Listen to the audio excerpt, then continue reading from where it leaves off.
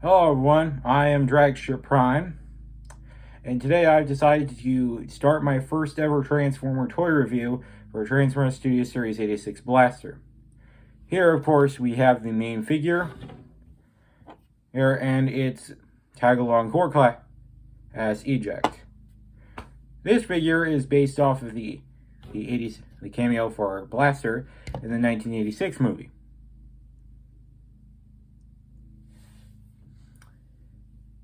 Now, it's a decent figure in my opinion. It comes with its own blaster. It has its own cassette bot. I meant to say rifle. Whatever. Time for mistakes. However, it is a bit dull, as I have reason to believe it's actually a retool of the Transformers Legacy Blaster, which in it itself is not terribly impressive. But overall, it is good quality, and, well, on a downside, it is not easily obtainable, however, because this was a Target exclusive toy you could only buy from Target. It is no longer available on Target whatsoever. However, you can find it on eBay. Still wouldn't recommend it. Regardless of which, let's talk about that joint movement. The head is on a ball joint. You can turn a nice 360 degrees, look up and down. It's widely hindered. The neck likes to move around when you turn the head. It doesn't really have all that much wide range of motion other than being able to spin. It has shoulder joints to go up and down. You can spin those all the way around. It's got tricep swivel. Well, that also works. It's got an elbow joint, because why would it not have an elbow joint? It's got these funny little double jointed arms where the hand bends back and forth, and so does this. There is a flap on the back side you can move around. There's a nice little port for a stand back here. I believe it's a 3mm port. Not a great one, but it's okay. There's some light ankle tilt down here. Here, there is a knee joint.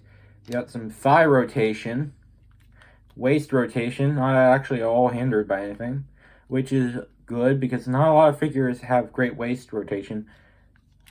So let's talk about Eject now we've reviewed Blaster. Eject doesn't have any hand ports, so he's non-accessible with accessories. It has a head. His head is attached to a socket because the head has a ball itself is part of a ball joint right here. The rest is all like peg and bolt joints. There are some ball joints in the feet behind the gap right there. So let's talk about the range of motion on him. You can rotate the shoulders all the way around, bend the arms in whatever direction you want, lift them up, T-pose, whatever. Legs have a pretty good wide range of motion, no waist rotation. You can spin that thigh around, you can bend that knee, you can even spin the legs, because why not? And there's the range of motion for Eject. Let's talk about one of the mechanics this toy possesses. What makes a blaster a great blaster is the cassette capability. By pushing the button here, you open up the cassette drawer. Let's talk about how that works. You want to in order to fit a cassette bot in there, you would need to transform it first. As far as I know, Eject is the only one compatible, but they did make figures for Rewind, Frenzy, Rumble, all the cassette bots.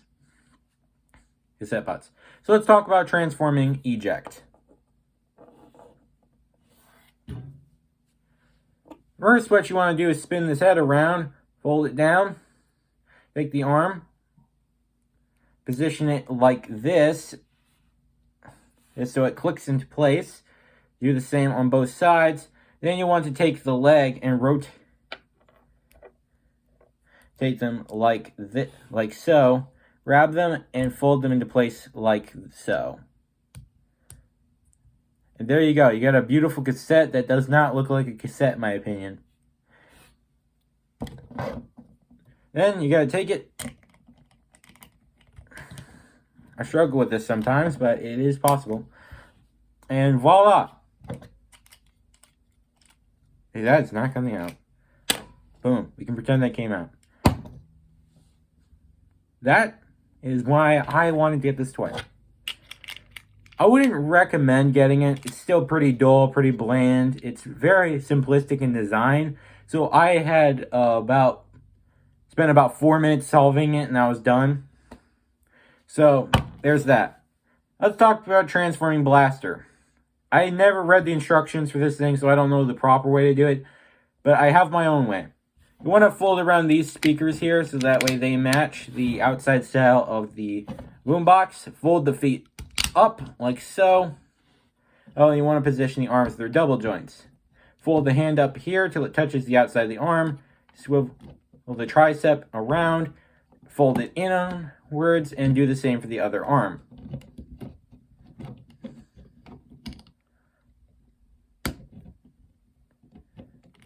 There you go. And now about the head. You'll open up a panel on the back side. You want to click it twice because it actually gets stuck halfway down. And then you'll take the head, push it down like so. No head. You also want to rotate the waist completely backwards so you can see the front of the boombox right here. There's panels in the back that you'll want to open up now.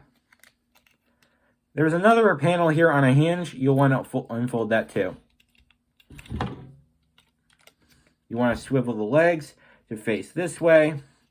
Do the same thing with the panel over here and here. And see this right here? You want this to fit into here because there's a little place, a little socket it tabs into.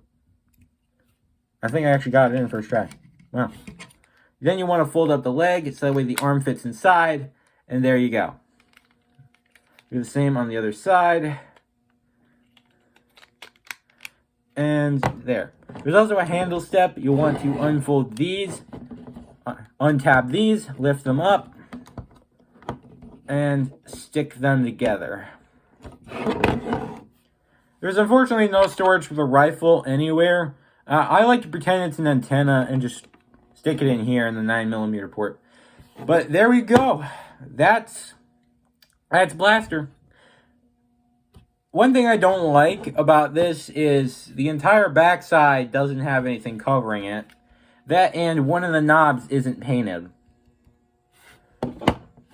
And there's a lot that is fairly inaccurate to the original design of the toy, so that's just something that bothers me.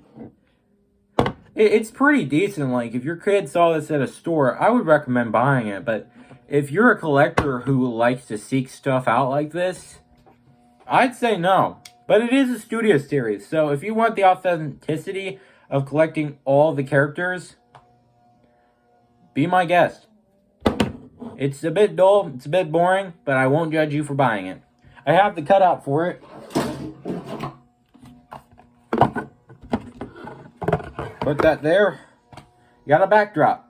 I have the box for it somewhere around here. Now, here comes a portion of the video I like to call bin it or shelve it. What do I personally think I should do? Put it in with all the other Transformers I never touch? Or do I keep it on the shelf where it will be displayed every day? Well, personally, I can't make up my mind. While it is dull, I want the authenticity of collecting them. And also, it's probably one of the coolest Transformer designs I've seen in a while. So while it isn't great, it definitely is fun and enjoyable for people. So I'm not really sure what I should do with it.